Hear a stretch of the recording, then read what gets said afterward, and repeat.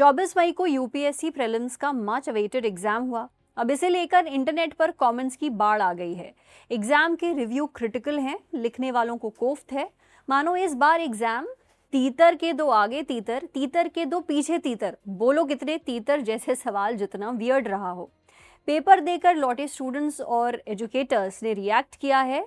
एक ने कहा कि इस क्वेश्चन पेपर का हर पन्ना पलटने के साथ ही कई सालों की उम्मीद भारी होती चली गई।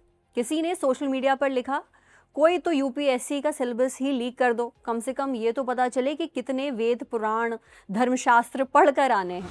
सारथी आईएएस के शिवन चौधरी ने एक्स पर अपनी वीडियो में तंज कसा। देखिए उन्होंने क्या कहा कि यार और लोग भी तो आके क्लियर कर लेंगे ना। This thought is like very natural कि इस बार भी तो हो जाएगा बहुत लोगों का। अगर यूपीएससी ये बोल दे कि हमें प्रीलिम्स में लोगों को क्लियर करना है और सबको हम थर्ड फ्लोर से खुदा के देखेंगे और जो 10,000 लोग जिंदा बच जाएंगे उनका हम मीन्स ले लेंगे, तो भी तो कुछ लोग क्लियर कर लेंगे। But that is not the way to select people, no, that is not how things are to be done, right. आपने एक lengthy, interpretation based, vague, non syllabus oriented, luck based paper बना दिया है। जो जाएगा, जिसकी आज किस्मत अच्छी होगी, भगवान जी का हाथ उनके सर पे होगा, उसका पेपर हो जाएगा। जो नहीं जाएगा उसका नहीं होगा। आपने कहीं से भी पढ़ा हो, ये पेपर सिर्फ और सिर्फ लक बेस्ड है। And this is not how you make papers for the most prestigious exam in the country. ये कोई तरीका ही नहीं है पेपर बनाने का। कैंडिडेट्स को कई सवाल बेतुके लगे। मसलन एक सवाल यूनाइटेड नेशन की उन संस्थाओं के बारे में था जिन्हें 2 से ज्यादा बार नोबेल प्राइज मिला है। लेकिन भला ऐसी जानकारी कितने लोग याद रख पाएंगे। कई छात्रों का कहना था कि ऐसे सवाल देकर लगा मानो यूपीएससी प्रीलिम्स को एग्जाम ज्ञान की गहराई जांचने का नहीं, बल्कि रेयर फैक्ट्स को गैस करने का टेस्ट बना दिया गया है। एक सवाल था यूएन के अलग अलग पीस कीपिंग मिशंस को लेकर। बताना था कि वो किस साल में शुरू हुए, लेकिन इतने सारे मिशंस के नाम और उनके साल भला कौन कैसे याद रखेगा। यूपीएससी की तैयारी आमतौर पर सब्जेक्ट की समझ, विश्लेषण और घटनाओं के प्रभाव जानने पर बेस्ड होती है, लेकिन इस तरह के सवाल बस ये जांचते हैं कि आप कितनी अच्छी तरह रट्टा मार सकते हैं। कुछ एस्पिरेंट्स ने मजाक में कहा, ये तो वही हो गया मानो पूछा जाए कि अकबर ने किस नदी का पानी पिया था। यानी ऐसी जानकारी जिसका ना तो प्रशासनिक समझ से सीधा रिश्ता है और ना ही असल निर्णय क्षमता से। इस बार का पेपर कई छात्रों को कॉन्सेप्चुअल कम और सब्जेक्टिव ज्यादा लगा। यूपीएससी प्रीलिम्स की परीक्षा इस बार ऑफलाइन ओएमआर बेस्ड फॉर्मेट में हुई। इसे 2 शिफ्ट में कराया गया। सुबह 9:30 बजे से जनरल स्टडीज का पेपर 1 हुआ। दोपहर की शिफ्ट में सीएसएटी यानी कि पेपर 2 कराया गया। इस बार परीक्षा केंद्रों की संख्या भी बढ़ाई गई थी। पहले यूपीएससी प्रीलिम्स के लिए 80 सेंटर थे, जिन्हें इस साल बढ़ाकर 83 कर दिया गया। आयोग के मुताबिक करीब 23,000 एस्पिरेंट्स ने इस नए केंद्रों में परीक्षा देने का विकल्प चुना। एक और बड़ा बदलाव इस बार आंसर की को लेकर था। यूपीएससी ने पहली बार प्रीलिम्स के तुरंत बाद आंसर की जारी की। पहले आंसर की फाइनल रिजल्ट के बाद आती थी, जिसमें कई महीने लग जाते थे। आयोग का कहना है कि इस नए सिस्टम से परीक्षा प्रक्रिया में ट्रांसपेरेंसी बढ़ेगी और एस्पिरेंट्स अपना प्रदर्शन पहले ही समझ पाएंगे। यानी इस बार बदलाव सिर्फ पेपर के पैटर्न में नहीं, परीक्षा के प्रोसेस में भी दिखा। एस्पिरेंट्स ने बताया कि गुजरे 3 सालों से पेपर लगभग 22 पन्नों का होता था, लेकिन इस बार पेपर 26 पन्नों का था। आमतौर पर हर पेज पर करीब 5 सवाल होते थे, लेकिन इस बार कई पन्नों पर सिर्फ 2 सवाल ही थे। वजह थी लंबे सवाल और सवाल के अंदर ऑप्शंस की भरमार। इन सवालों को पढ़ने में ज्यादा समय लगा। जीएस के पेपर में इस बार एथिक्स के सब्जेक्टिव सवाल भी दिखे। वहीं सीएसएटी में कम्युनिकेशन रिलेटेड सवाल पूछे गए, जो आमतौर पर नहीं पूछे जाते। कई एस्पिरेंट्स का कहना है कि पेपर इतना लंबा था कि अगर कोई पूरे 120 मिनट सिर्फ उसे ध्यान से पढ़ने में लगाए, तब भी समय कम पड़ जाए। ये अतिरेक है जो लोग कह रहे हैं। मैंने जैसे आपसे कहा कि प्रश्न की लंबाई बढ़ सकती है यदि प्रश्न को ठीक से एक्सप्लेन करना है। ये कोई 1 to 1 का उत्तर नहीं है कि 5 प्रश्न है, आप पूछ लीजिए। और इसमें इतने वैरायटी के लोग बैठते हैं जिनके अपने, मैंने काफ़ी लोगों से बात की, उनका कहना पेपर बैलेंस्ड है, पेपर अच्छा है। और हर आदमी ये चाहता है कि उसमें हर तरह का आदमी नहीं आए और सेलेक्टेड लोग ही जो पढ़े लिखे हैं, जिनकी जानकारी है, वो आए।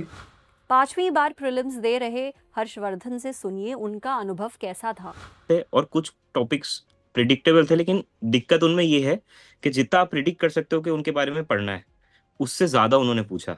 फॉर एग्जाम्पल मैं ये पढ़ सकता हूँ कि इस बार किस किस लोगों को किन किन लोगों को नोबेल प्राइज मिला है, तो मैं, लेकिन उनमें से कौन सी कंट्री का है स्पेसिफिकली, ये मैंने, या ये मेरे से एक्सपेक्टेड नहीं है, तो मैं वो क्वेश्चन कैसे करूंगा? या फिर मुझे ये पता है कि इंडिया में एआई समिट हुई है, या उसके 3 या 4 पिलर्स मुझे याद हैं, तो वो वाला क्वेश्चन डुएबल हो गया। पर कोई करंट अफेयर्स का ऐसा क्वेश्चन है जिसके अंदर बहुत ही ज्यादा उन्होंने डीप में पूछ लिया कि इसके अंदर ये मिशन है, ये सब मिशन है, तो वो मैं कैसे पढ़ूंगा, या मैं उसको रिटेन कैसे करूंगा? दूसरी बार यूपीएससी दे रहे तिलक दांगी ने क्या कहा, सुनिए। काफी बार टॉपिक्स जो होते हैं, जो जो एक स्पेसिफिक हर विषय में जितने जितने भी थीम्स होती है जिनको हम बोलते हैं, वो एक्सपेक्टेड होती है।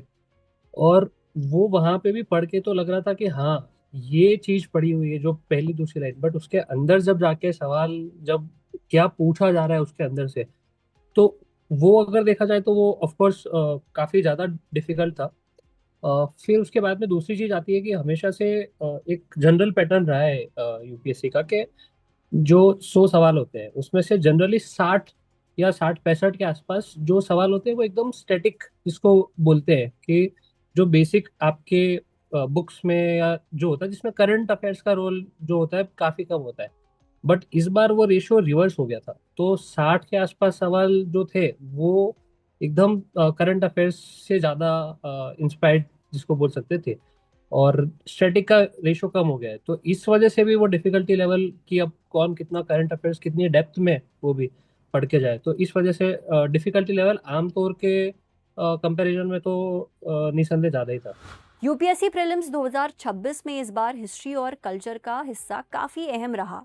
एंशंट, मिडीवल, मॉडर्न हिस्ट्री और कल्चर को मिलाकर करीब 21 सवाल पूछे गए। अंडरस्टैंड यूपीएससी में हिस्ट्री की सीनियर फैकल्टी के कीर्तिका ने कहा कि इस बार जीएस पेपर 1 में इकोनॉमी, साइंस और टेक और हिस्ट्री ने ही लगभग 57% हिस्सा कवर कर लिया। विजन आईएएस की सीनियर फैकल्टी शिवी सूद ने इस पेपर पैटर्न पर थोड़ी अलग राय रखी। उनके मुताबिक ये पेपर स्टूडेंट्स से इमोशनल इंटेलिजेंस की उम्मीद कर रहा था। पेपर लंबा हो सकता है, लेकिन ये कहना कि एथिक्स के सवाल प्रीलिम्स में क्यों, इसका कोई मतलब नहीं है।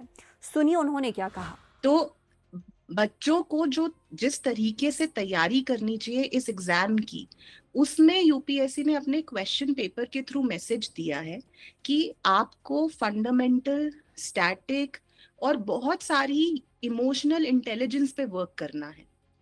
एक यूपीएससी का जो पेपर होता है वो उच्च स्तर का पेपर होता है। एक ऐसी एडमिनिस्ट्रेटिव सर्विसेज में स्टूडेंट्स जाने के लिए एस्पायर कर रहे हैं जहां पर चैलेंजेस होंगे। तो प्रीलिम्स के पेपर में भी यूपीएससी ने उस इमोशनल इंटेलिजेंस को चेक किया है, राइट? तो वो चैलेंजेस तो किसी भी एडमिनिस्ट्रेशन में भी आएंगे। तो अगर हम डिफिकल्टी लेवल के तीसरे स्तर पे जाएं कि क्या कितने ऐसे क्वेश्चन थे जो अटेम्प्टेबल थे और कितने ऐसे क्वेश्चन थे जो बाउंसर थे जिसकी वजह से इतनी आलोचना हो रही है, तो हर बारी हर साल 10 सवाल ऐसे होते हैं जो नहीं करने वाले होते हैं, जिसका कोई अता पता नहीं होता है। मगर इस पेपर में हम ऐसे बोल सकते हैं कि 5-6 सवाल और ऐसे बढ़ा दो, या 20 सवाल भी मैं बोलती हूँ, अगर ऐसे बोल भी दे कि 20 सवाल है तो 80 सवाल करने लायक थे, जिसमें सबको एक अपॉर्चुनिटी मिली है उस तरीके के पेपर के लिए। थोड़ा सा मैं यहाँ पर स्टूडेंट्स के बारे में बोलना चाहूंगी कि स्टूडेंट को अपने पढ़ाई के पढ़ाई की जिस तरीके से पढ़ाई करनी चाहिए उसमें भी थोड़ा सा डिफरेंस लाने की जरूरत है। अब क्योंकि इतना ऑनलाइन हो गया है, बच्चों का एक स्पैन ऑफ अटेंशन भी बहुत ज्यादा अफेक्ट हुआ है। उनको लगता है कि 15 मिनट की कोई वीडियो देखकर हम पढ़ लेंगे, तो वो यूपीएससी नहीं है। यूपीएससी ने यही मैसेज दिया है। लेकिन कुछ एजुकेटर्स की राय इससे तर है कि 35 के करीब क्वेश्चंस जो हैं काफी रैंडम नेचर है। यानी कि जिस क्वेश्चन को आप जिनके लिए तैयारी करना ऑलमोस्ट नेक्स्ट टू इम्पॉसिबल है, वैसे सवाल पूछे गए हैं। एंड इससे क्या होता है कि इससे स्टूडेंट्स की स्पिरिट ब्रेक होती है। वैसे ही हम जानते हैं कि यूपीएससी का exam mother of all exams बोलते हैं, एक टफ एग्जाम है, और जो क्रीम ऑफ द क्रीम पूरे देश की है वो इस पे compete करती है। तो ऐसे कॉम्पिटिटिव एग्जाम में अगर आप सवाल को सिर्फ चांस के भरोसे छोड़ देंगे कि भाई आपका तुक्का लग गया तो राइट हो गया और उसमें जो आपने पढ़ाई की है उसका योगदान बहुत ही कम हो जाएगा। तो आई थिंक वो एक सीरियस एक इशू है, कंसर्न है, जिसको मेरे ख्याल से जो भी लोग रिस्पॉन्सिबल हैं उनको देखना चाहिए डेफिनेटली। और सवाल को कैसे फ्रेम किया गया उन्होंने कि मिस्टर एक्स को नोबेल प्राइज मिला है, उनका जन्म यूके में हुआ था, और जब उन्हें नोबेल प्राइज मिला पिछले साल तो वो अमेरिका में एक यूनिवर्सिटी में पढ़ा रहे थे। आप उनका नाम बताइए। अब देखिए, मेरे ख्याल से ये सवाल की फ्रेमिंग तो क्वेश्चनेबल है, ये डेफिनेटली क्वेश्चनेबल है। ये एक जो तरीके का सवाल होता है जिसमें आप स्टूडेंट ने कितनी पढ़ाई की है, कितने ढंग से पढ़ा है, कितना उसे याद है, ये सारी चीजें हमें टेस्ट करनी चाहिए। एग्जाम हाई लेवल का है यूपीएससी, लेकिन डेफिनेटली अगर हम इस तरीके की क्वेश्चंस पूछ रहे हैं, और ये एक एग्जांपल है, ऐसे कुछ और क्वेश्चंस भी थे जो कि रैंडमनेस की तरफ ज्यादा थे। तो आई एम श्योर कि इससे क्या होता है कि स्टूडेंट की स्पिरिट भी ब्रेक होती है, और कई सारे स्टूडेंट्स को ये भी लगने लगता है कि क्या ऐसे में तो हम कैसे तैयारी करेंगे। बट इसमें मेरा ये मानना है कि हमें ये क्वेश्चंस आउटलायर्स हैं, ऐसे जो मुश्किल क्वेश्चन है या रैंडम क्वेश्चन है, ये आपको एग्जाम से बाहर नहीं करते। इस बार के यूपीएससी प्रीलिम्स पर आपकी क्या राय है, कमेंट्स में ज़रूर बताइएगा। नमस्ते, मेरा नाम है सरवत, आप देखते रहिए इंडियन एक्सप्रेस हिंदी।